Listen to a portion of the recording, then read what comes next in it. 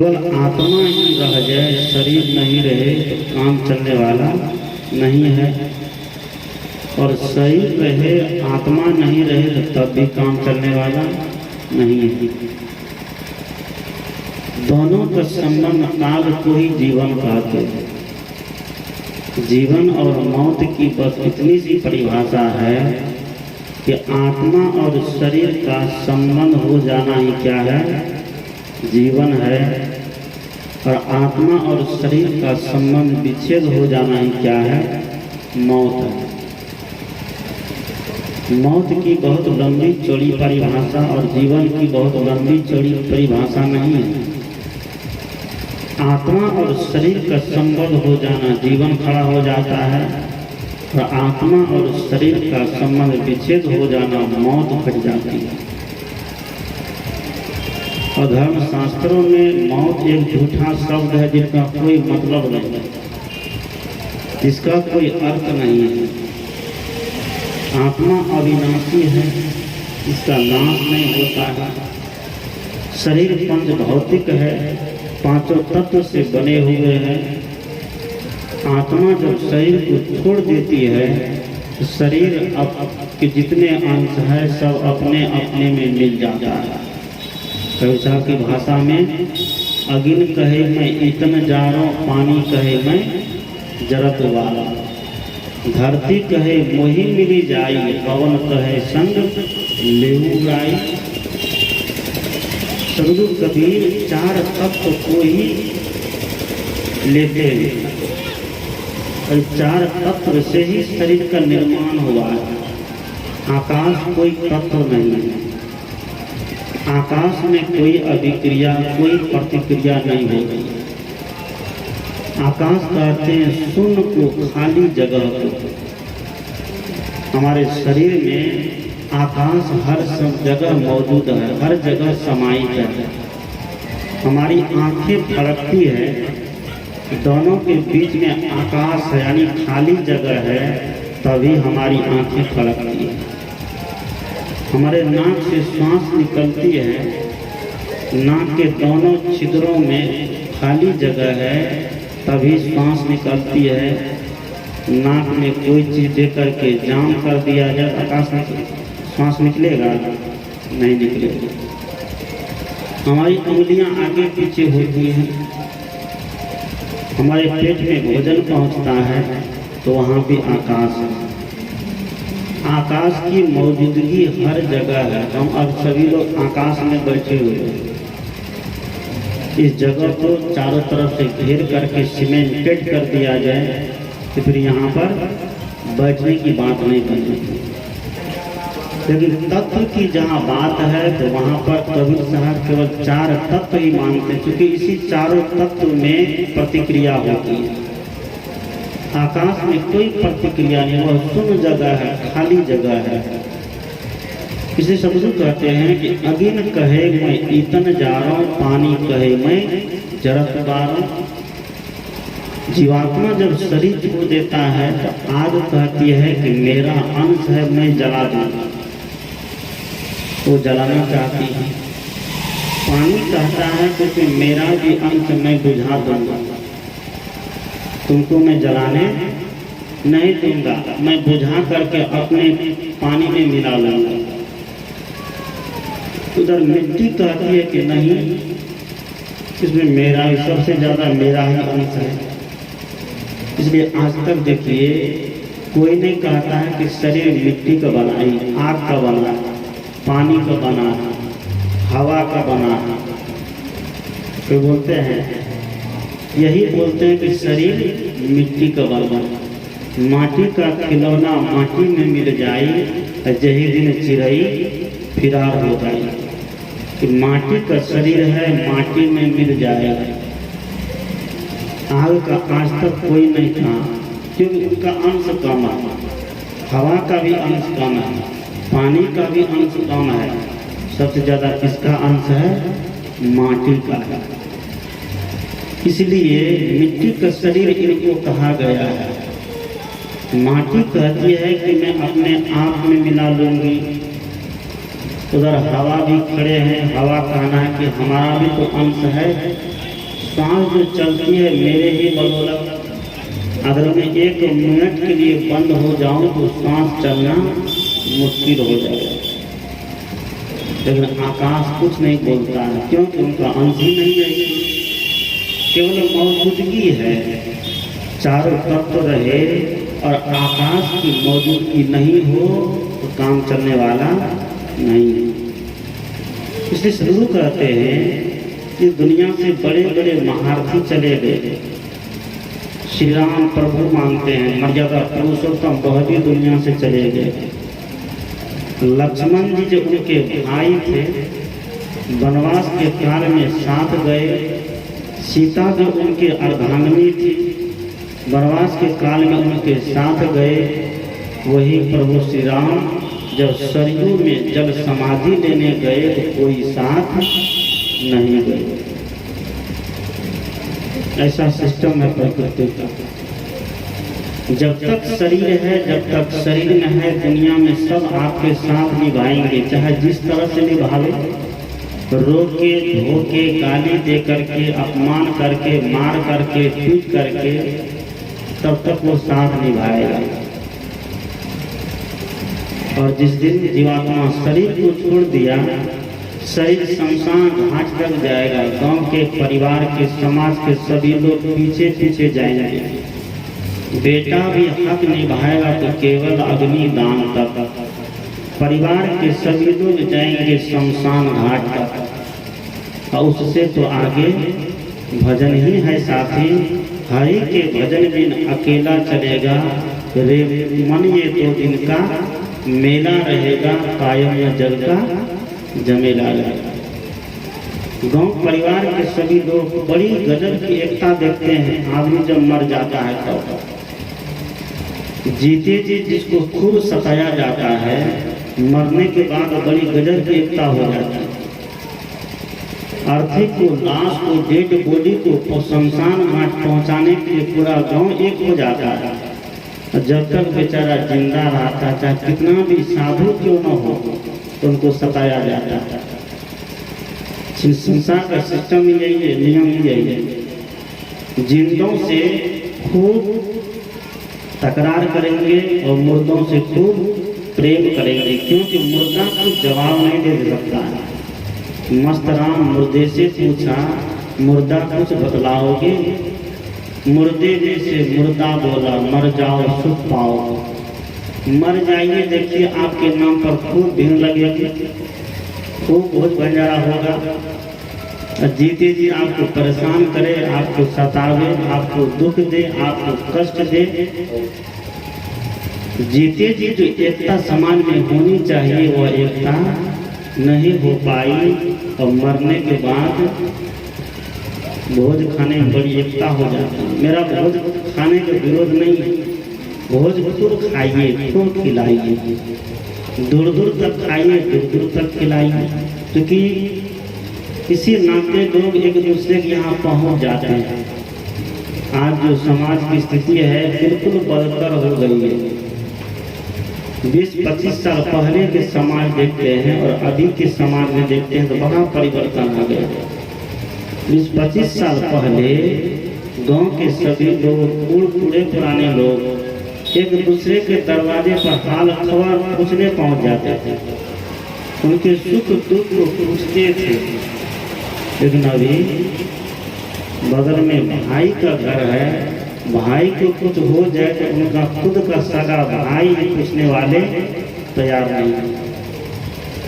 इसी बहाने कहीं भोज के नाते ही समाज में प्रेम स्थापित रहे, समाज जुटा रहे। तो भोज खाना कोई गलत नहीं है, भोज खिलाना भी कोई गलत नहीं है। खूब खाइए, खूब खिलाइए, क्योंकि आज किसी के पास अर्थ की कमी अब नहीं है। सबके घर में कुछ सरकार दे रही है, चावल एकदम फ्री में मिल जाता है, सबके घर में इतना उपलब्ध हो गया है। सदगुरु कहते हैं कि जिस ज्ञान की दृष्टि को लेकर के केंद्र में रख करके सत्संग का आयोजन हुआ है, वह ज्ञान बरकरार रहना चाहिए। उस ज्ञान पर अगर हम नहीं चल पा रहे हैं तो फिर ज्ञान का आदान प्रदान करना व्यर्थ है ध्यान, व्यर्थ है सत्संग, व्यर्थ है चिंतन, व्यर्थ है साधु महात्मा का दही चूड़ा भेंट विदाई, सब व्यर्थ हो जाता है। ज्ञान का महत्व है, और ज्ञान का महत्व हम नहीं देंगे तो हमारा महत्व कम हो जाएगा, हट जाएगा।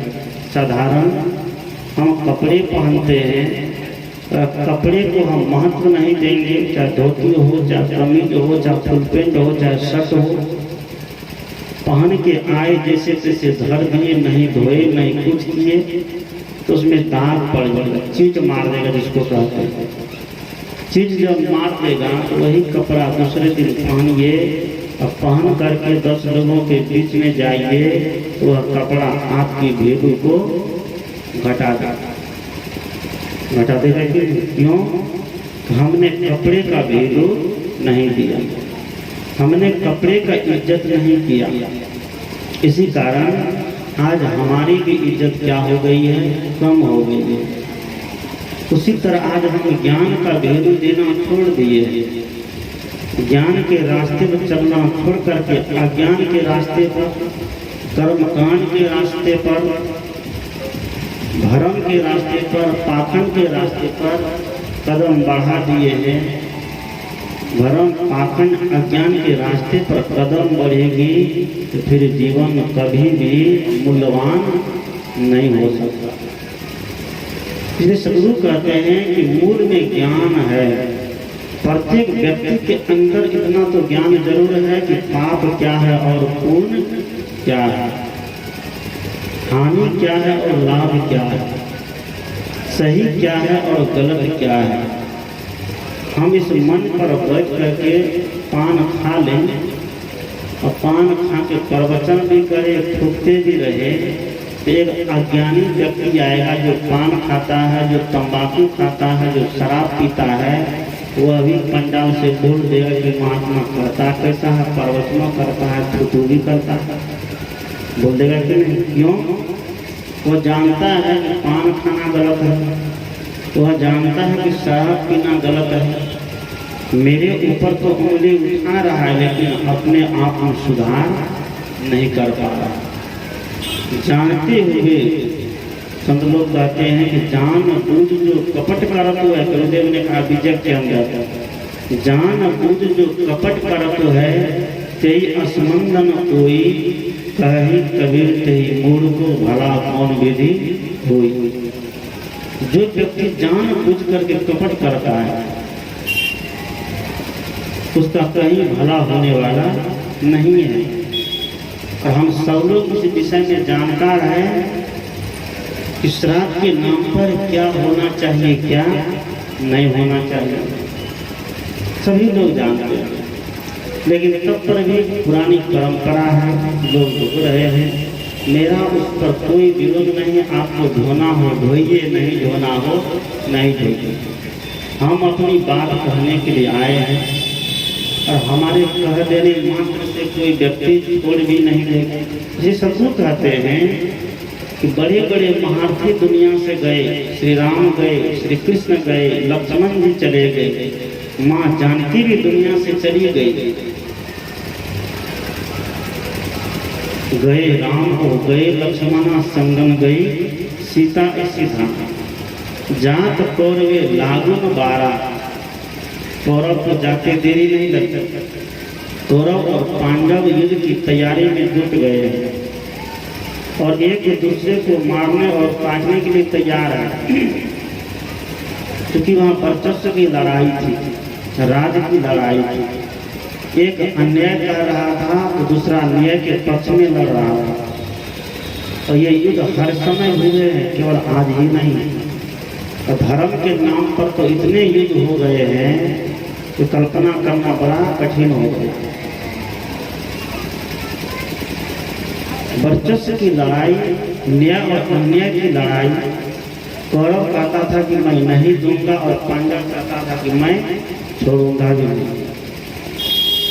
परिणाम ये हुआ, थोड़ा तो नहीं, राज को अपना ले लिया। लेने के बाद, जीतने के बाद भी पांडव सुखी नहीं रहा। जिस धन के लिए, जिस परिवार के लिए, जिस संपत्ति के लिए दोनों पक्ष के लोग लड़े, महाभारत उठाकर देखिए कि वह जीतने वाला भी सुरक्षित नहीं रहा। उसके कवि साहब कहते हैं कि हारा तो हरि को मिले, जीता जमपुर जाए। जो व्यक्ति हार जाता है, हारने मतलब यहाँ पर भी विचार करना है। हारना है अपने अहंकार से, अपने अहंकार को हराना है, अपने विकार को हराना है। और बाहर जहाँ कहीं पर भी हमारी सुरक्षा है, हमारी संपत्ति है, हमारा हक है, तो उस पर हमें न्याय की लड़ाई तो लड़नी पड़ेगी। और न्याय की लड़ाई नहीं लड़ेंगे, समाज में अन्याय बढ़ना चालू हो जाएगा, पापियों की संख्या बढ़ जाएगी और पुण्यात्मा उसमें परेशान होगा, ठुकराया जाएगा। इसलिए सदगुरु कहते हैं न्याय की लड़ाई प्रेम से लड़िए, ज्ञान से लड़िए। ज्ञान से अगर न्याय की लड़ाई में डटे रहेंगे हमारी जीत जरूर होगी। वही जीत पांडव ने हासिल किया। हासिल करने के बाद अपने परिवार वाले को देखा कि सबकी लाशें बिछी हुई है, सबकी चिता चल रही है। इसको देख करके कुंती से रहा नहीं गया। धृतराष्ट्र और गांधारी जब वन की ओर चलने लगे, कुंती कहती है अब मैं इस रात का सुख भोग कर क्या करूँगा। मेरी बड़ी जेठानी जब वन जा रही है इसको त्याग करके, मेरे बड़े जेठ जब साधना करने जा रहे हैं, ध्यान करने जा रहे हैं, तो मैं इस पर रह करके क्या करूँगी। वह भी उनके पीछे धर लेती। एक देवरानी और जेठानी एक दूसरे को देखे और कुंती और क्या नाम गांधारी, कुंती और गांधारी से सीख ले। गांधारी जब रास्ता पकड़ लेती है वन का संपत्ति को त्याग करके, तो कुंती भी उनके पीछे धर लेती है। वह तो पकड़ती नहीं है, क्योंकि पकड़ने में केवल दुख है, छोड़ने में केवल सुख ही सुख है। त्याग में सुख है और आसक्ति में दुख है। त्याग अगर जीवन में आ गया, किसी भी चीज का त्याग हो, चाहे पद का त्याग हो, प्रतिष्ठा का त्याग हो, धन संपत्ति का त्याग हो, जगह जमीन का त्याग हो, जीवन में अगर त्याग आ गया तो समझिए कि त्याग व्यक्ति के जीवन में आभूषण का काम करता है। जैसे हमारी माताएं बहनें जब आभूषण पहनती है तो इनका रूप निखर जाता है। उसी तरह जिस साधक के जीवन में, जिस धार्मिक व्यक्ति के जीवन में, जिस सत्संगी के जीवन में त्याग आ जाता है तो उसका जीवन निखर जाता है, उसका सत्संगी होना सार्थक हो जाता है। संधु कहते हैं कि कौरव और पांडव तो चले गए, गए पांडव कुंता ऐसी रानी, गए सहदेव जी ने बुद्धिमती ठानी। कुंती चली गई, बुद्धि के धनी सहदेव जी चले गए।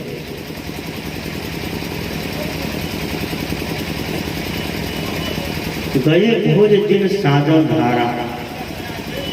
राजा भोज की बात करते हैं। राजा भोज के पिताजी बचपन में ही स्वर्गवास हो गए। तो राजा भोज के पिता के जो भाई थे, चाचा जी, उनका नाम था मुंज। मुंज राजा भोज से बड़ा प्रेम करता था, बड़ा स्नेह रखता था। क्योंकि बचपन में ही उनके पिताजी जब गुजर गए, उनके चाचा को बड़ा स्नेह, बड़ी दया आई उस पर। उस समय मुंज ही राजगद्दी पर बैठा था। बचपन में उस पर बड़ा स्नेह, बड़ा लाड प्यार से पालता था। पढ़ने के लिए गुरुकुल में जब राजा भोज गए बचपन में पढ़ने के लिए, तो एक दिन राजा मुंज वहाँ जाते हैं विद्यालय। वहाँ जब गए शिक्षक के द्वारा, विद्यार्थी के द्वारा उस बालक की बहुत बड़ी प्रशंसा सुनी। ये तो बहुत बड़ा तेज है, बहुत दिमाग तेज इनका है, बड़ा बुद्धिमान है, बड़ा चतुर है। ये प्रशंसा जब सुना तो राजा मुंज को उनके प्रति बड़ा द्वेष हो गया। कहीं आगे चल करके बड़ा होकर के या राजा न बन जाए, हमारी गद्दी में छीन ले, इसको लेकर के वो षड्यंत्र रचने लग गए। षड्यंत्र रच करके एक दिन कहता है सभी मंत्री को बुला करके कि भोज को जंगल में ले जा करके हत्या करके इनका गला काट के ले जाओ। राजा का आदेश हुआ तो मंत्री को करना पड़ेगा। मंत्री सब तैयार हो गया, ले गए। राजा भोज बच्चा को पकड़ के जंगल काटने के लिए, जैसे काटने के लिए तैयार हुआ तलवार लेकर के, भोज कहते हैं कि रुक जाओ। एक चिट्ठी लिख कर दिया कि सतयुग के राजा मानधाता और द्वापर के श्री राम, त्रेता के कृष्ण, ये सब के सब चले गए, लेकिन कुछ साथ लेकर के नहीं गया। पृथ्वी इनके साथ नहीं गई, लेकिन मेरे चाचा मुंज जो है वह अब साथ ले जाना चाहते हैं। ठीक है, मेरी हत्या कर दो और ये चिट्ठी ले जा करके मेरे चाचा जी के हाथ में दे देना। मंत्री सब जब ये बात सुना तो उनको दया आ गई, लगा कि बात तो बड़ी तर्क वाली कर रहा है। मंत्री लोग बहाना बना करके बच्चे को छुपा देता है, काटता नहीं, दूसरे का सर ला करके राजा को दे देता है और वह चिट्ठी भी हाथ में देता है। चिट्ठी को जैसे राजा पढ़ता है कि सतयुग के राजा मानधाता और द्वापर के श्री राम और त्रेता के युधिष्ठिर, त्रेता में युधिष्ठिर राजा हुए, त्रेता के युधिष्ठिर, ये सब के सब चले गए राज के लिए, धन के लिए, संपत्ति के लिए, गद्दी के लिए, लड़ करके, कट करके, मर करके दुनिया से चले गए। लेकिन मेरे चाचा जी मुंज जो है, जो गद्दी पर बैठे हैं, उनको ये भ्रम है कि जीवन भर हम इसी गद्दी पर बैठे रहेंगे, कभी हमारा नाश नहीं होगा। इसको जैसे पढ़ा तो मुंज की आंखों में आंसू आ गए और पश्चाताप करने लगे, कहने लगे क्यों काटा, जब तुम ये सब पढ़ लिए तो काटा क्यों, उसको छोड़ देना था। तब सच्चाई बताया कि मैंने काटा नहीं, वो अभी भी है। तब राजा भोज को ला करके सामने किया।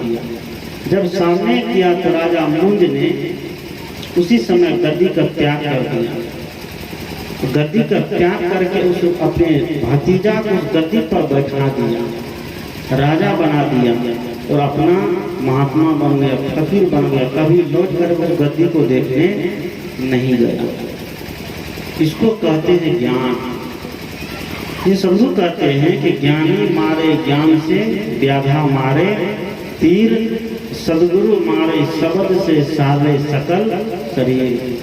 ज्ञान की मार सबसे बड़ी मार होती है, लेकिन ज्ञान हमारे अमल में आगे तब तो। आज ज्ञान कांड पर चलने के लिए कोई व्यक्ति तैयार नहीं है, तो कर्मकांड पर सबको तुरंत विश्वास हो जाता है कि यही क्या है, सच्चाई है। हम रास्ता को बदले, दुकान जब तक नहीं बदलेंगे तो सामान बदलने वाला नहीं। क्या है, जिस दिन हमारी दुकान बदल जाएगी उस दिन हमारा सामान भी बदल जाएगा।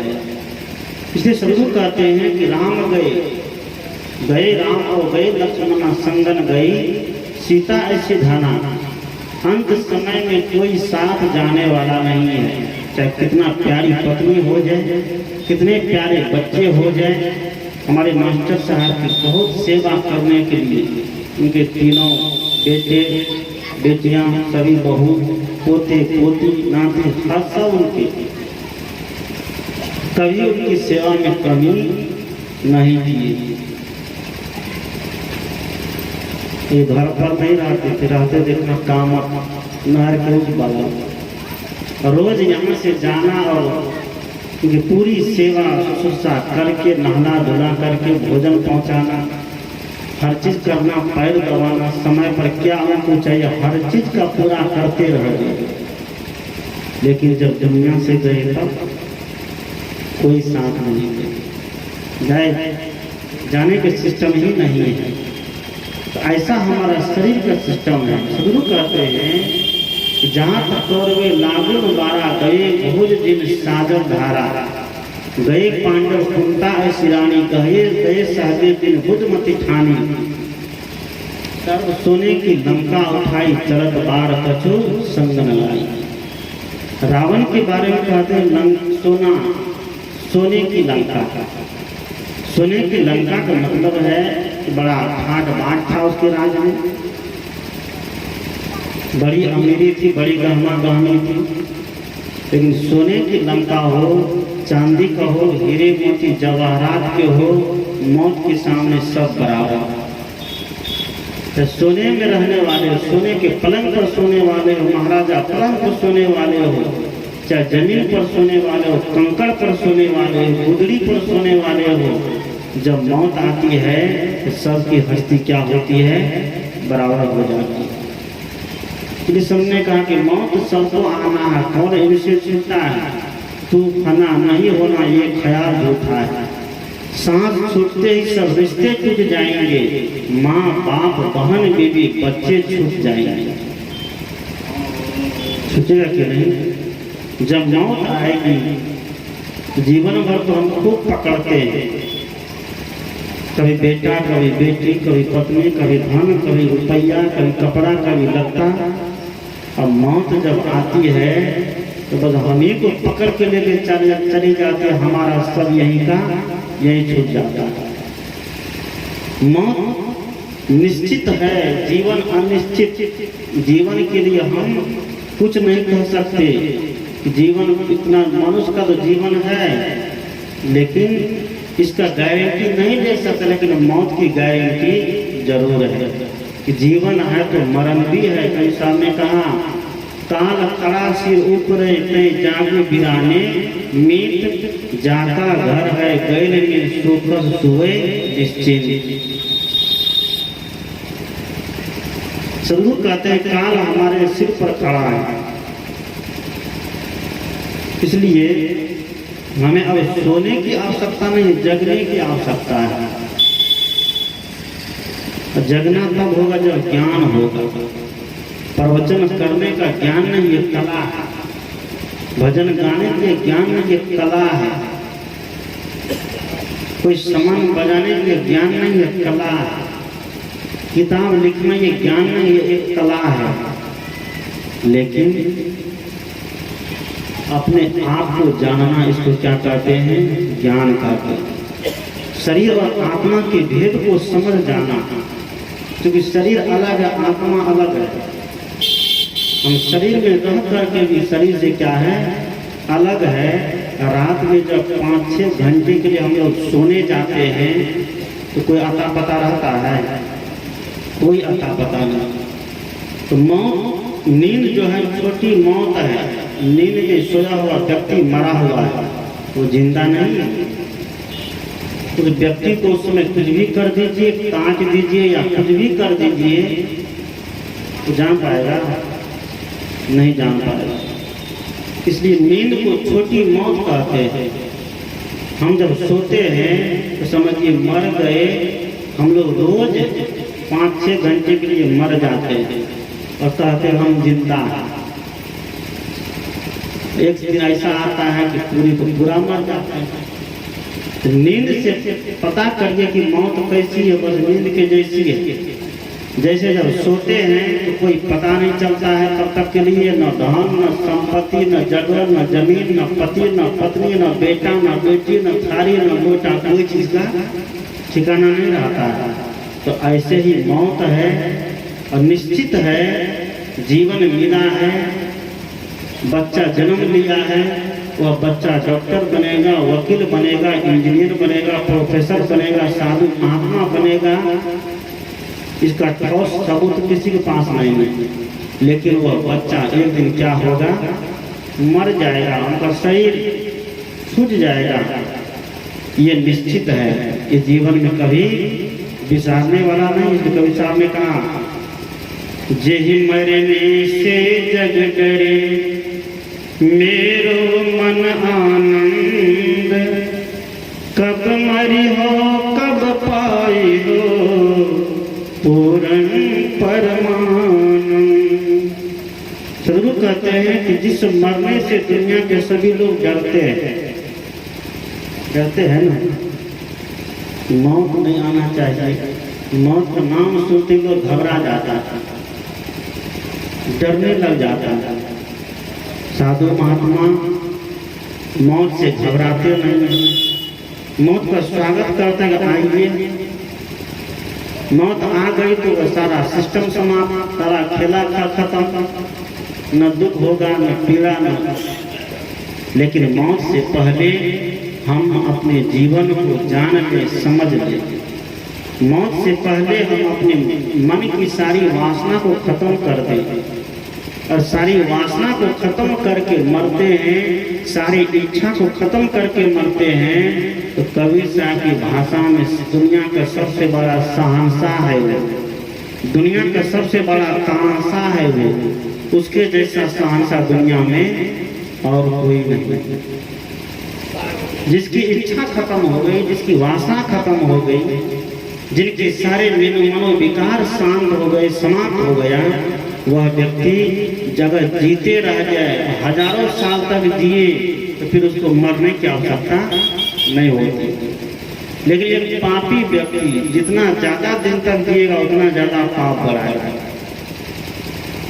एक कपटी व्यक्ति जितना ज्यादा दिन तक जिएगा उतना ज्यादा कपट करेगा। शुरू कहते मरने से पहले हम जीवन के सारे विकारों से मर जाए, हम पाप से मर जाए, गलत करने से मर जाए, उठा पटक करने से मर जाए, झगड़ा लड़ाई करने से मर जाए। और ऐसा करके जब शरीर छूटता है तो समझिए फिर हमें ये पंडित जी का, साधु महात्मा का दही चूड़ा करने की आवश्यकता नहीं बनी। लोग कहते हैं कि सत्संग करा देंगे तो मृत आत्मा को शांति मिल जाएगी। लोग कहते हैं पिंडदान करा देंगे तो मृत आत्मा को शांति मिल जाएगी। आत्मा मरा कब है तो उनको शांति मिलेगी। वो तो अविनाशी है, अजर है, अमर है। गीताकार ने कहा कि वासा से जीर्णाने यथा भी है नरो प्राणी तथा शरीरानी जीर्ण अन्नानी सयाति नवानी देही। गीताकार कहते हैं कि जैसे वस्त्र जब पुराने हो जाते हैं तो पुराने वस्त्र को बदल करके नए वस्त्र धारण कर लेते हैं, लेकिन नए वस्त्र धारण करते हैं जब स्नान करने जाते हैं तो वस्त्र जब गीला हो जाता है, गीले वस्त्र के ऊपर सूखा वस्त्र को पहले लपेटते हैं, ऐसे नहीं छोड़ देते। सूखा वस्त्र को लपेट करके तब गीले वस्त्र को क्या करते हैं, खोल दिया जाता है। उसी तरह जैसे जीवात्मा शरीर छोड़ा, शरीर छोड़ने के साथ ही उनका शरीर में तुरंत प्रवेश हो जाता है, चाहे वो कोई भी जीवात्मा हो, चाहे पापात्मा हो चाहे पुण्यात्मा हो। लेकिन कर्म उनका जैसा है वो उसी योनि में जाकर के शरीर धारण करेगा। इस शरीर छूटने के बाद ये आत्मा भूत नहीं बनते, प्रेत नहीं बनते, जिन और चुड़ैल नहीं बनते। जो लोग पंडित जी के कहने पर पिछवाड़े में रख आता रसगुल्ला, भात, दाल, दही, चूड़ा और कौवा खा लिया, रखाता है बाप को खा लिया। बाप को कौवा बनने के लिए पंडित जी बुलाए थे क्या? विचार नहीं करता बेटा। और दही चूड़ा कौवा खा लिया तो कहता हाँ खा लिया। जबकि ये सब सोचते हैं कि हमारा बाप फिर मनुष्य शरीर में ही आवे, हमारी माँ फिर मनुष्य शरीर में ही आवे, कौवा कुत्ता के शरीर में नहीं जाए। ये आत्मा सर्वोपरि सत्ता है, आत्मा का कभी नाश नहीं होता है और शरीर का भी कभी नाश नहीं होता है। इस सब दिन ये भी रहता है क्योंकि अपने अपने अंश में जाकर के मिल जाता है। तो नाश किसका हुआ? कुछ हुआ? कुछ नाश नहीं हुआ। इसी बात को समझना, इसी को ज्ञान कहते हैं। ज्ञान के रास्ते पर चलना बड़ा कठिन है। तो कबीर ने कहा, तो कबीर की भाषा शब्दों में कहा गया कि कबीर पंथ में आना थाला का घर नहीं, आते हैं वही सुरमा जिसको दुनिया का डर नहीं।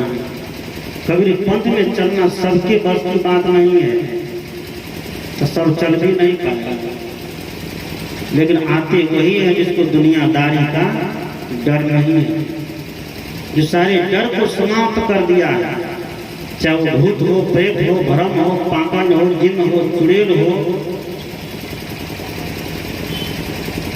श्राद्ध हो, बरसी हो, पिंडदान हो, कर्मकांड हो, जो सदगुरु कबीर को समझ गया, समझिए उस व्यक्ति को और कुछ इधर उधर करने की आवश्यकता नहीं पड़ेगी। हम तो केवल इधर उधर मुंह मारते हैं, इधर उधर झांकते हैं, तो सदगुरु कबीर को कभी समझ पाएंगे? नहीं समझ सकते हैं।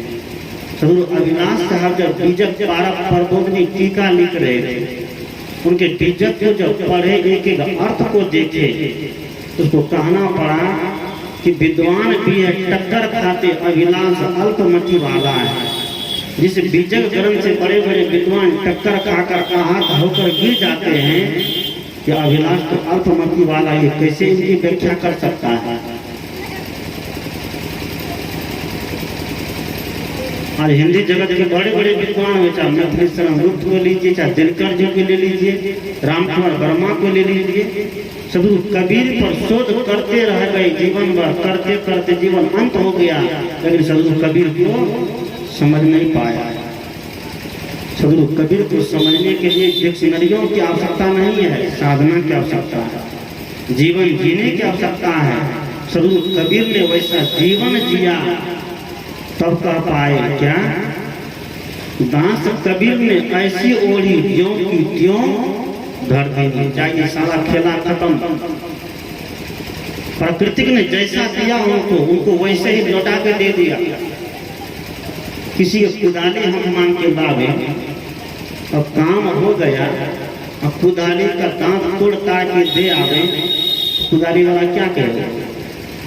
दो बात कहेगा कि नहीं? उल्टा पुल्टा बोलेगा कि नहीं? दोबारा देगा? नहीं देगा। कुदाली लाए और कुदाली से काम करके कुदाली को सुरक्षित पहुंचा दिए, हिम्मत होगी कुदाली वाले को पहुंचने का? नहीं होगा। उसी तरह ध्रुव प्रहलाद सुदामा ने ओढ़ी, सुखदेव ने निर्मल कीनी।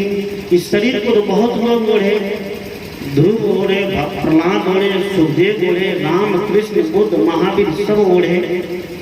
ध्रुव प्रहलाद सुदामा ने ओढ़ी, सुखदेव ने निर्मल कीनी। सुखदेव ने केवल निर्मल बना पाया, लेकिन दास कबीर ने ऐसी ओढ़ी ज्यों की त्यों धर देनी। जैसे मिला प्रकृति की तरफ से, इसने वैसे ही लौटा करके उनको दे दी। किसी की हिम्मत होगी बोलने का? नहीं होगी। सदगुरु कहते शरीर हम लोगों को मिला है मनुष्य का, तो मनुष्य का शरीर की सार्थकता है। गुरुदेव ने कहा कि रतन का जतन करो, माणी का श्रृंगार, आया कबीरा फिर गया झूठा है अहंकार। जब तक जीवात्मा शरीर में है तब तक शरीर रतन है, तब तक शरीर का महत्व है। और जिस दिन से जीवात्मा निकल गया उस दिन से कोई महत्व नहीं। ले चलो ले चलो, गाड़ो फेंको चाहे जलाओ, शमशान रे सांवरिया जो पड़ी थी सुरसर धार रेत, मैदान रे सांवरिया। फिर इनके अंतिम काम लोग कर देते हैं। इसलिए सदगुरु कहते हैं शरीर में जीवात्मा रहते रहते रतन है, तब तक हम इनसे अच्छा काम करें, सुंदर काम करें, अपने उद्धार का काम करें और सुंदर सब समाज के निर्माण का काम करें। उद्धार का काम है कि जो अपने प्रति चाहते हैं, जो व्यवहार अपने प्रति चाहते हैं, वही व्यवहार दूसरों के साथ करना चाहिए। यह अपना सुधार। इस धर्म यही कहता है, धर्म कहता है कि अपने ऊपर संयम और दूसरों के लिए शील का व्यवहार। इसी को धर्म कहा गया है। कि हिंदू धर्म नहीं है, बौद्ध धर्म नहीं है, ये मुसलमान धर्म नहीं है, सब लड़ने के लिए है। ये कबीरपंथी, ये संत मत, ये धर्म नहीं, ये सब लड़ने के लिए, उठापटक करने के लिए। धर्म व्यक्ति का स्वभाव है, धर्म व्यक्ति का प्राकृतिक सिस्टम है, नेचुरल है, एटर्नल लॉ है जिसको कहते हैं। जैसे चंद्रमा का धर्म है एक पक्ष में उगना, क्या दूसरे पक्ष उग सकता है?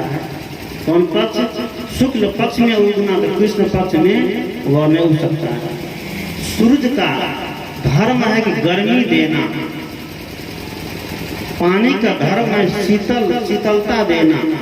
पानी को कितना भी गर्म करके छोड़ दीजिए तो अपने मूल स्वभाव में आ जाता है। हवा का धर्म है कोमल देना, तो हवा कोमल ही देगी हर समय। मिट्टी का धर्म है कठोरता, तो मिट्टी को पानी में घोल करके कितना भी रख दीजिए, पानी सूखने के बाद मिट्टी अपने ठोस स्वभाव में अपने आप आ जाता। उसी तरह व्यक्ति का धर्म है क्या? संयम और शील। अपने लिए संयम रखें, अपने जिज्ञा के स्वाद के लिए किसी प्राणी की हत्या न करें, किसी को सतावे नहीं अपने स्वार्थ के लिए।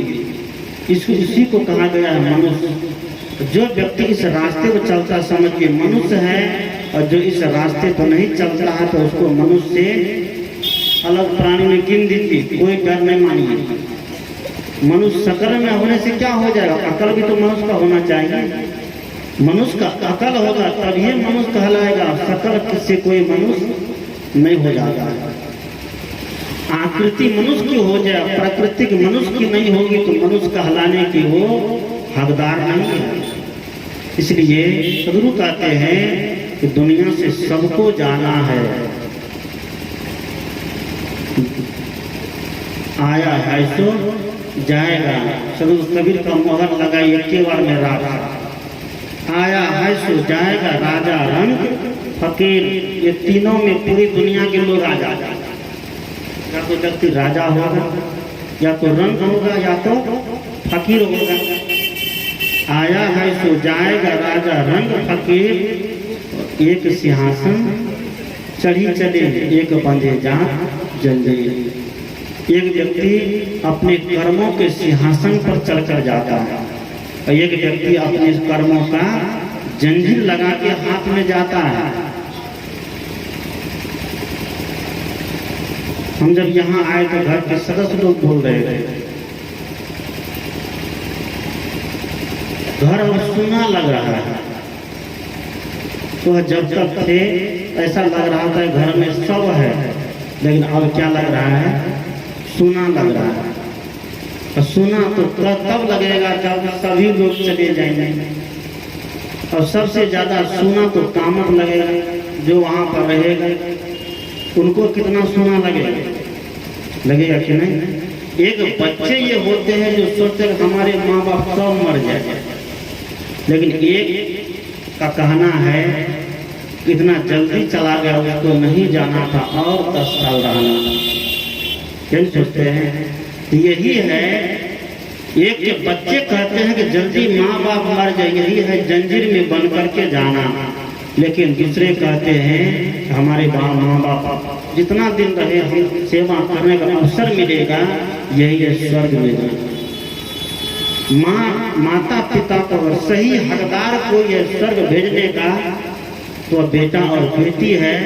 ये पंडित जी महात्मा कोई हक नहीं उसको स्वर्ग पहुंचाने का। आप लोग कहिए खाली पंडित जी खंडन करते हैं, हम महात्मा करते हैं, क्योंकि इस सत्संग उस आत्मा को शांति नहीं दे पाएगी। इस सत्संग घर के सदस्य को शांति देगा। मृत आत्मा की शांति तो उनके कर्मों से हो गई। अब घर के सदस्यों का मन में श्रद्धा के लिए, आस्था के लिए, संत के प्रति आस्था है तो संत को बुला करके सत्संग का आयोजन हो रहा है। इस सत्संग के विचारों को सुन करके जो व्यक्ति सही मार्ग पर चलने का कमर कस लिया तो समझिए कि सत्संग से उस व्यक्ति का क्या हो गया, उद्धार हो गया, तो व्यक्ति को सुधार हो गया। इसी उद्देश्य को लेकर के सत्संग रखा जाता ही नहीं कि आत्मा की शांति के लिए। मृत आत्मा, ये शब्द गलत है। आत्मा कभी मृत नहीं होती है, आत्मा कभी मरती नहीं है, वो अजर है, अमर है, अविनाशी है, अखंड है। और आत्मा को मृत कहते हैं। फिर गीता व्यर्थ है, गीता की बातें झूठी है, रमण की बातें झूठी है। जब उस तारा विकल होकर के रोती है, तारा विकल देखी रघुराया, दीन ज्ञान हर लीनी माया, प्रगट सोतन आगे सोवा, जीव नीत तुम के लग रोवा। तारा विकल होकर के रोती है। हमारे पति को तो श्री राम ने छुप करके मार दिया, बाली को। तारा छाती पीट पीट करके रोती है, कौन नहीं रोएगा। जवानी में ही किसी को मार दे तो उसकी नारी तो रोएगी ही रोएगी, छाती पीट पीट करके। तारा छाती पीट पीट करके रो रही है राम के सामने। राम हमको ज्ञान देते हैं क्या कि तारा विकल देख रघुराया, दिन ज्ञान हरि, ज्ञान दे करके माया को हरण कर दिए। क्या अगर तुम शरीर को पति मानती है तो शरीर सामने है, और आत्मा को पति मानती है तो आत्मा तो अविनाशी है, चेतन है, वो कभी मरने वाला नहीं, तो रोती क्यों हो।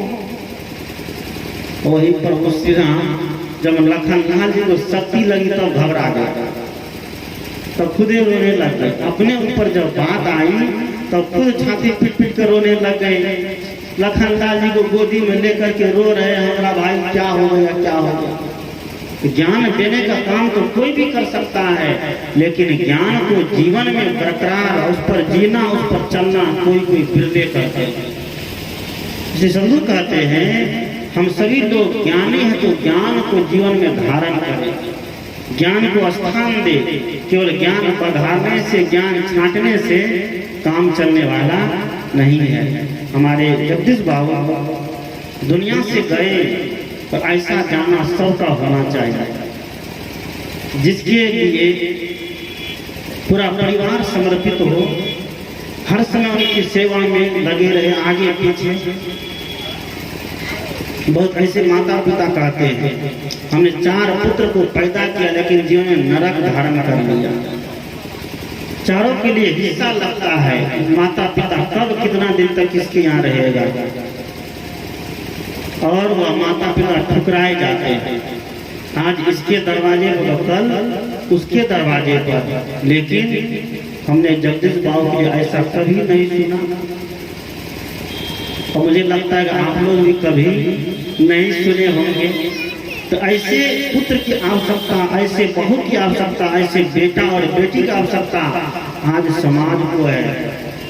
ये देवी देवता के पूज कर तो हम लोग बहुत कुछ आगे निकल गए हैं, लेकिन माता पिता की पूजा जब जिस दिन से करने लग जाएंगे तो समझिए उसी दिन से हमारा आगे निकलना सार्थक होगा। यही असली देव है। इसी देव के चरण में हर चीज है। पिता रोटी है, कपड़ा है, मकान है, पिता बच्चे का खिलौना है, पिता बच्चे का लोरी है, पिता बच्चे का कपड़ा, मकान, पढ़ाई लिखाई, हर चीज है। अगर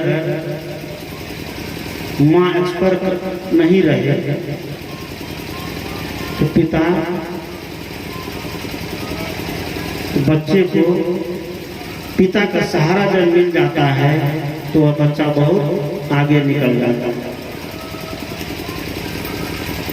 पिता से जितना सीख, जितनी समझदारी हम लोगों को मिलती है उतना दुनिया में और किसी से नहीं मिलते हैं। इसलिए सदगुरु कहते हैं कि व्यवहारिक तौर पर, व्यवहारिक जीवन में माता पिता हमारे लिए गुरु है, हमारे लिए भगवान है, हमारे लिए देवता है। इस देवता से आज सब दूरी बना रहा है। बहुत कम ही लोग हैं जो इनको समझ रहे हैं, जान रहे हैं।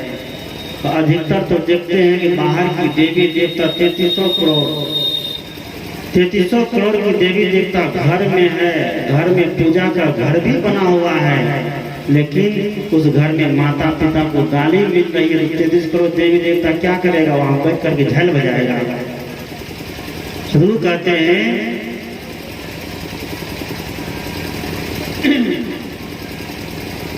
कि माता पिता गुरु हमारे जीवन के लिए प्रथम देवता है। इन माता पिता गुरु की सेवा करके ही हम आत्म कल्याण और सुंदर सब समाज का निर्माण कर सकते हैं। हमारे जगदीश बाबू मास्टर साहब दुनिया से तो गए, लेकिन जाते जाते से घर को सुंदर परिवार देकर गए, सुंदर बच्चे देकर गए, ताकि इनसे सभी सीख लेकर के सभी लोग उस रास्ते पर चलने का प्रयास करेंगे। मैंने कहा कि गए राम और गए लक्ष्मण संगन गई सीता ऐसी थाना, जात कौरवे लागुन बारा गए भोज जिन साजल धारा, गए पांडव कुंता ऐसी रानी गए सहदेव जिन बुद्धिमती ठानी, सर्व सूर्य की लंका उठाई चलत बार कछु संगन लाई। सोने की लंका उठाया रावण, लेकिन जाते समय कुछ साथ नहीं ले गया। फूस की झोपड़ी में रहा, घास के बिछा करके सोया श्री राम, लेकिन जब दुनिया से गया तो बहुत कुछ को लेकर गया। कहाँ चला गया? सुनिए, लोग इस काम की ज्यादा यहाँ बचना चाहिए, जिधर उधर करता। मैंने कहा राम गए रावण गए, लेकिन जाने जाने में बड़ा अंतर हो गया। आज राम प्रतिष्ठित होकर है, पूज होकर है, और रावण बदनाम होकर है।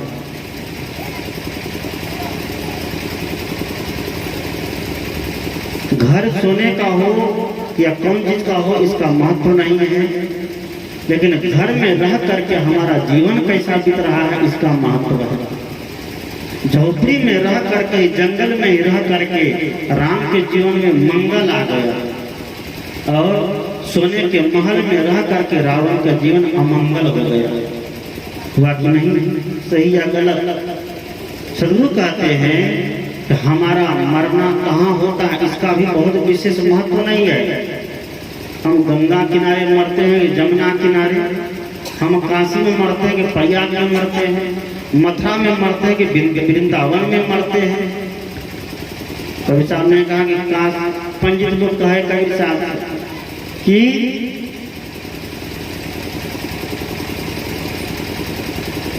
मगर मरे मरे नहीं पावे, अंते मरे तो राम न जावे। बड़ी उल्टी सीधी बात होने लग गई कबीर साहब के बारे में। पंडित जी लिखते कबीर साहब ने कहा कि लोगा तुम्ही मती के भौरा, जो पानी पानी मिली गया जो धूरी मिला कबीरा। जो देखते हैं मरने के बाद बहुत लोग क्या कहने ले जाते हैं, मनिहारी जलाने के लिए। बहुत लोग गया भी ले जाता है, जो ज्यादा पैसा वाला है। बहुत तो प्रयागराज में भी ले जाता है। भाई जीते जी जिसको मथुरा जाना चाहिए, गया जाना चाहिए, प्रयाग जाना चाहिए, मनिहारी जाना चाहिए, जिस जीवात्मा के बदौलत मरने के बाद इस डेड बॉडी को ले जाते हैं, स्वर्ग जाने वाला तो निकल गया, शरीर तो वहां पहुंच नहीं सकता। शरीर जाल करके एक मुट्ठी राख हो जाएगा ना। अब इसको ले जाते हैं कहाँ? मनिहारी में जला देते हैं, प्रयाग में जला देते हैं, गया में जला देते हैं, गया में पिंडदान कर देते हैं। तो क्या हो जाता है? तो कहते हैं कि हमारे माँ बाप स्वर्ग चला गया। पिंड दान करना और पिंड कूटना हिंदुओं के लिए सबसे बड़ी भद्दी गाली है। मैं कई बार कहता हूँ, हिंदुओं के लिए गाली है, गाली जिसको ब्राह्मण पंडित ने दिया है। साहित्यिक भाषा में गाली भी बड़ी गजब तरीके से दिए जाते हैं। साहित्यिक भाषा में गाली दे दिए तो काफिर है, लबरा है, तो लुच्चा है, तो नापाक है, यह साहित्यिक भाषा की गाली। लेकिन ये चलता है धर्म के क्षेत्र में। तो पंडितों ने वही गाली दिया हिंदू समाज के लिए कि माँ बाप के नाम पर पिंड फूटो, अब पिंड फूटना सही है कि गलत है?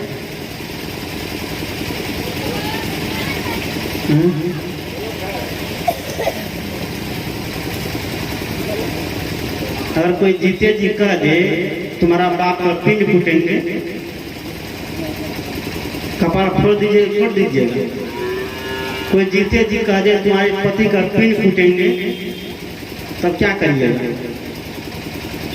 पिंड फूटना एक गाली है, लेकिन हम लोग इसको पकड़ करके चल रहे। सब लोग कहते हैं तो लोगा तुम्हें मती के भौरा, जो पानी पानी मिली गयो क्यों झुरी मिला कबीरा, जो मैथिल को साचा प्यास तो हर मरण हुई मगहर पास। अगर तुम मिथिला के सच्चे पंडित हो, तुम्हारी भी मौत कहाँ होगी? मगहर में होगी।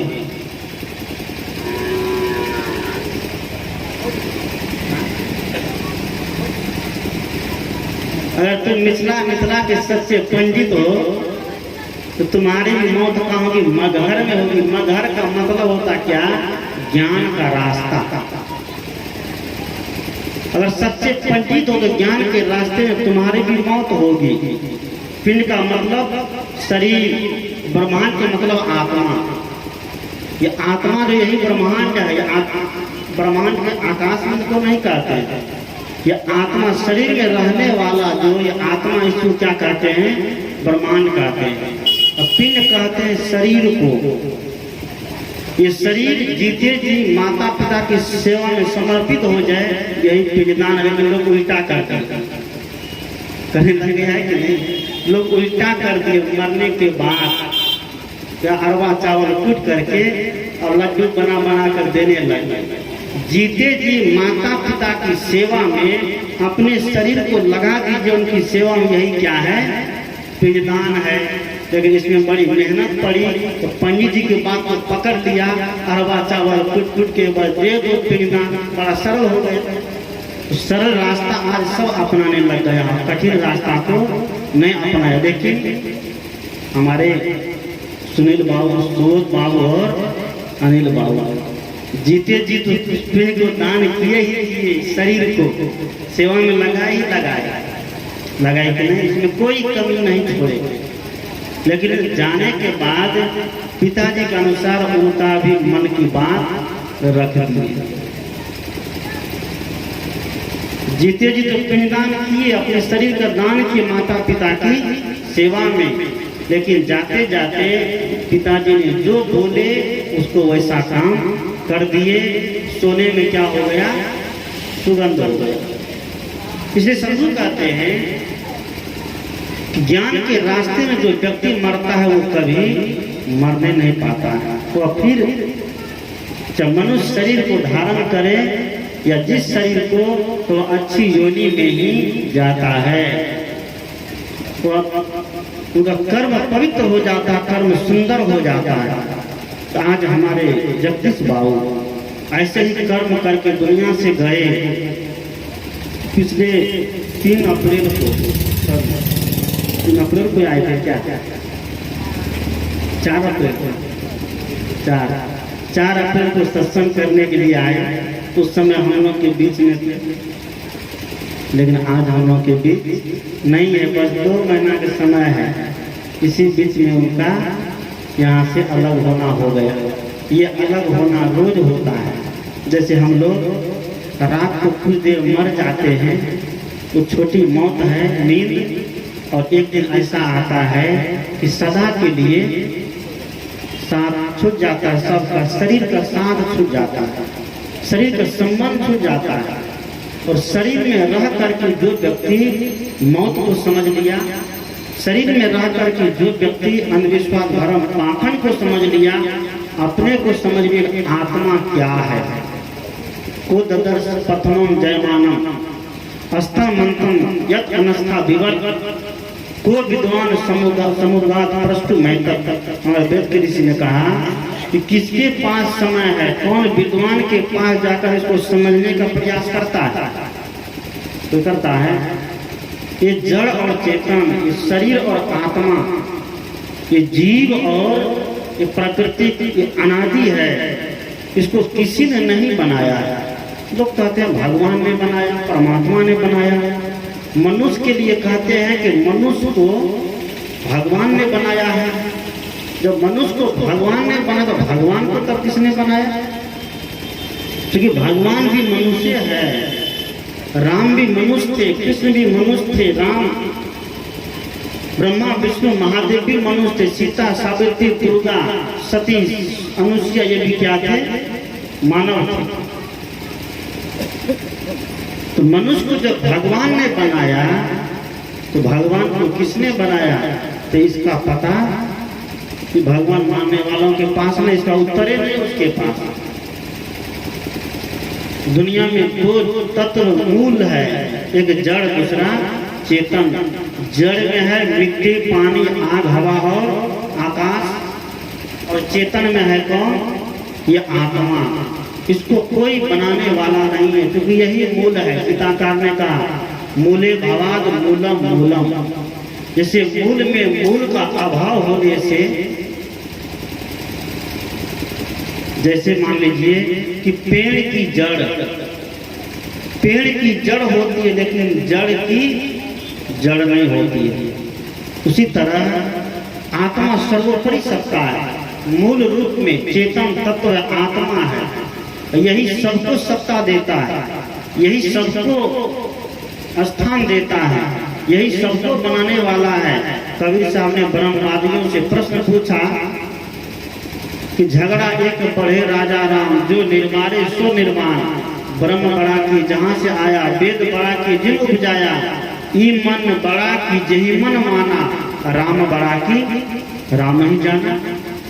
कबीर साहब कहते हैं मुझे एक भ्रम है, ब्रह्मवाद क्या कि झगड़ा एक बढ़ो राजा राम, जो निर्माणे सो निर्माण।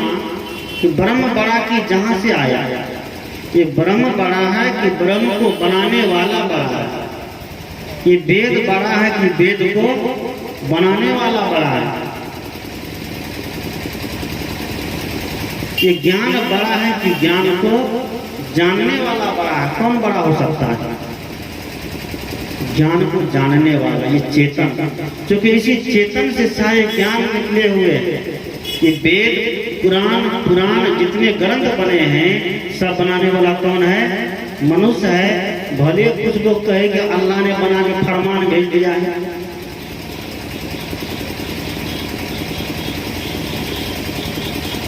लेकिन है सब किसकी? मनुष्य की रचना।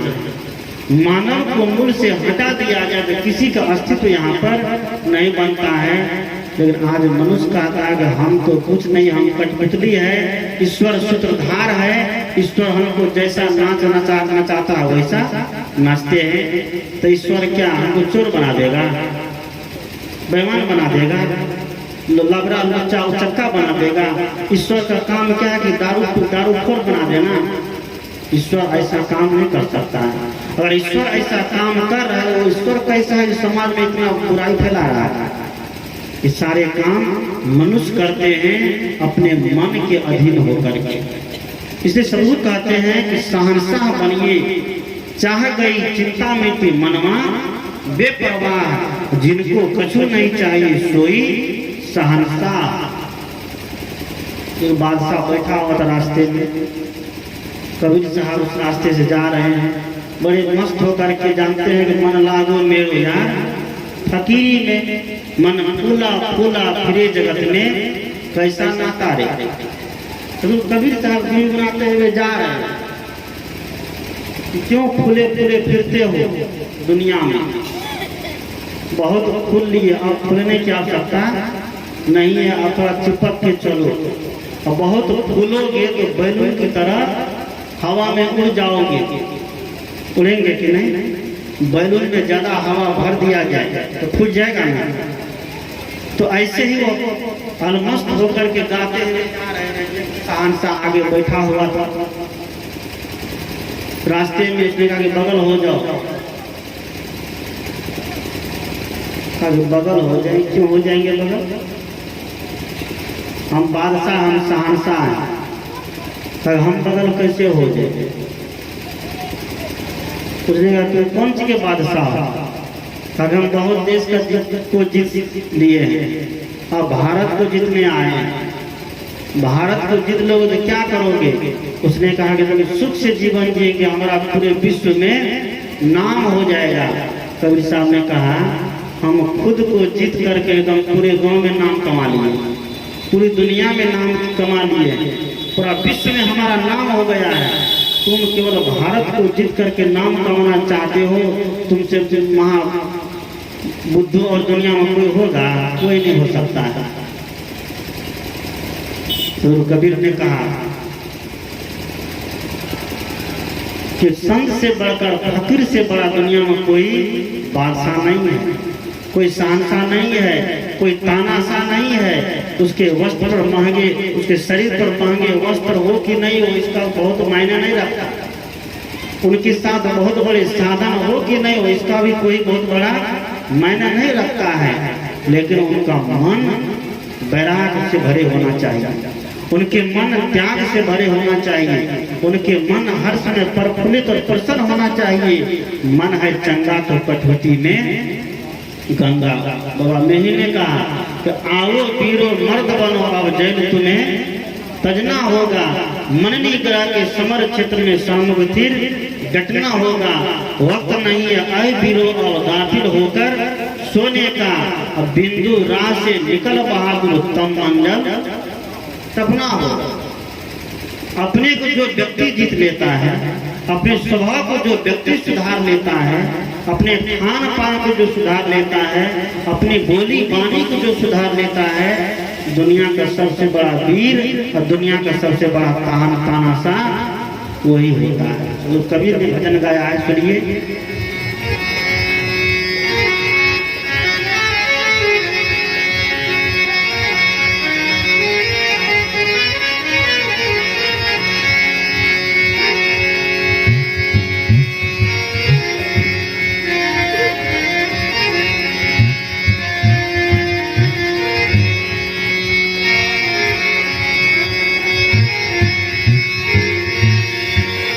कौन होता है अपना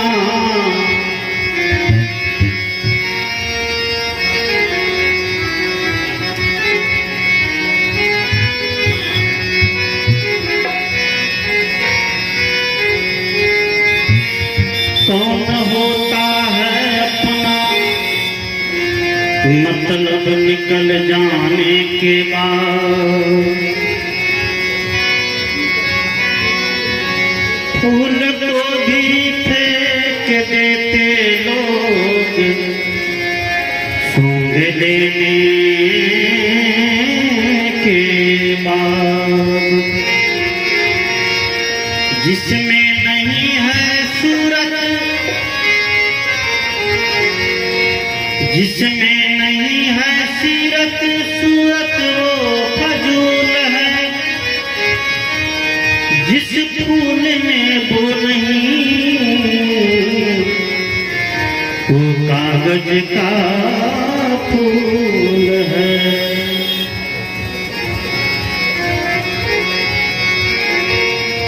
निकले जनाजा मेरा, दो फूल चढ़ा देना। निकले जनाजा मेरा, दो फूल चढ़ा देना। मिलने की तमन्ना हो तो कफन हटा देना। गुरु का भी कहते हैं, मन मन फूला फूला फिरे जगत में कैसा नाता रे। मन फूला फूला फिरे जगत में कैसा नाता रे। मन फूला फूला फिरे जगत में कैसा नाता रे।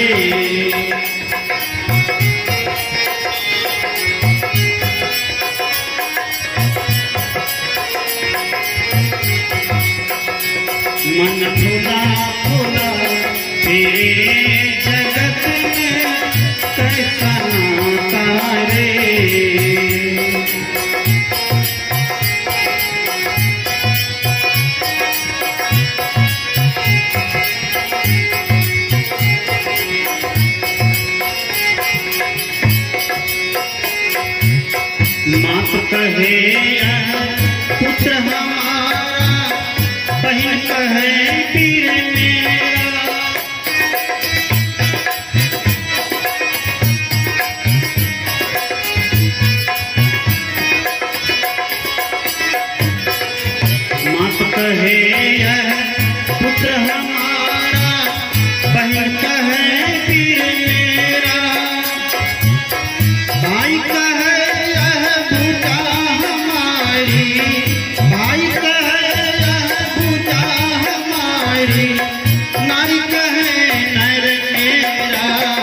मन फुला फुला तेरे जगत में कैसा नाता रे।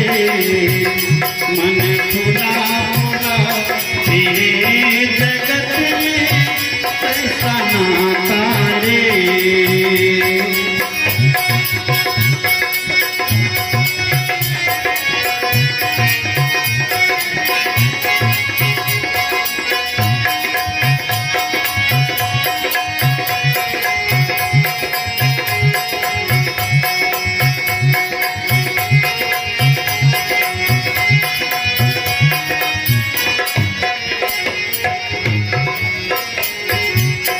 पेट पकड़ के माता रोवे, बाह पकड़ के भाई।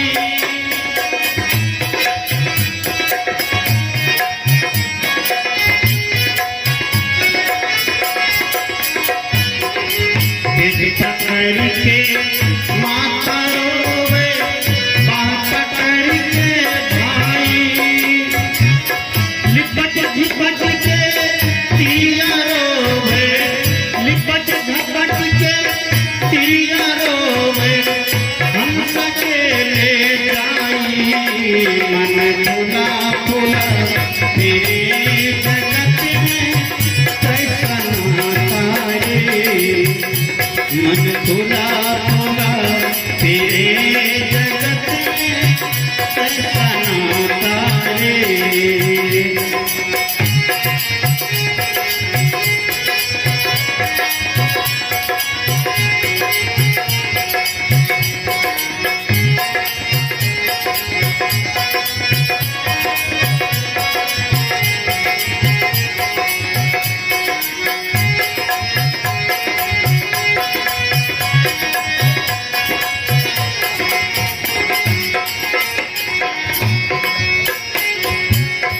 जब लग जीवे माता रोवे, बहन रोवे दस मासा।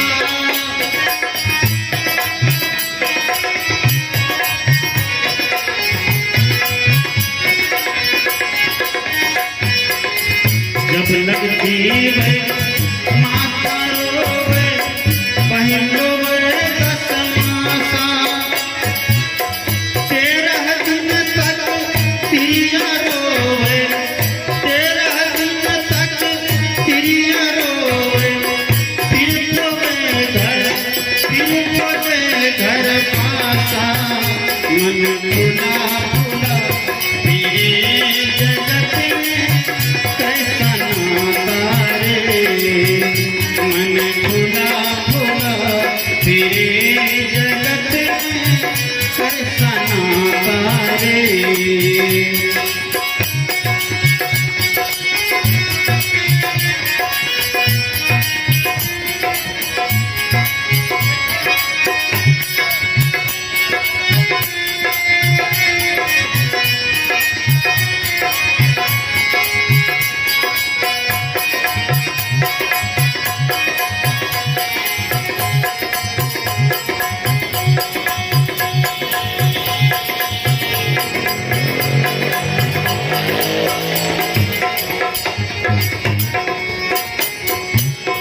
चार गजी मंगाए, चढ़े काट की घोड़ी।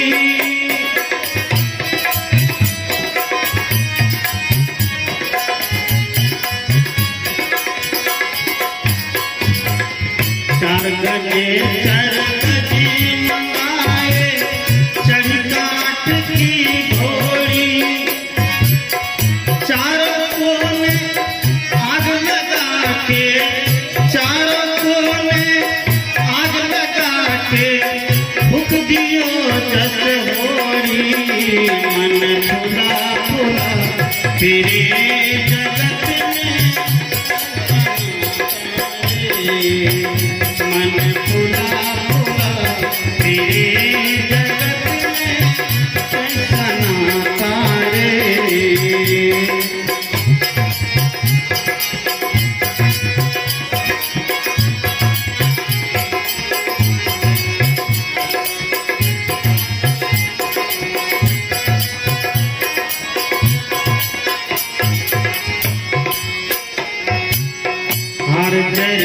जस जंगल लकड़ी केस जरे जस घासा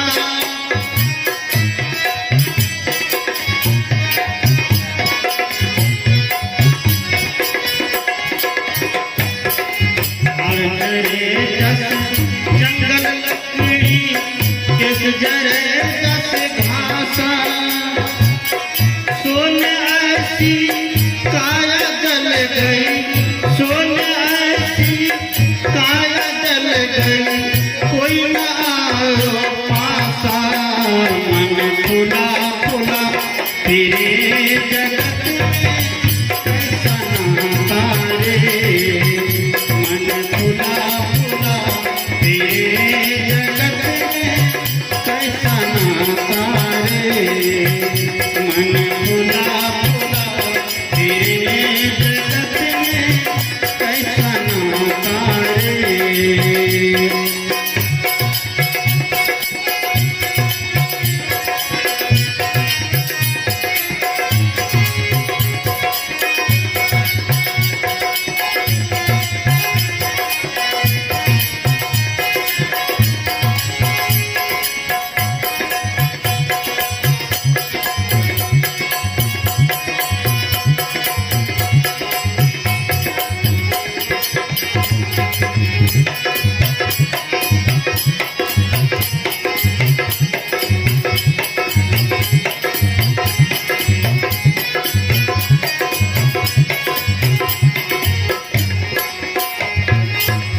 घर की पीरिया देखन लागी गुण पीरी चौदे सा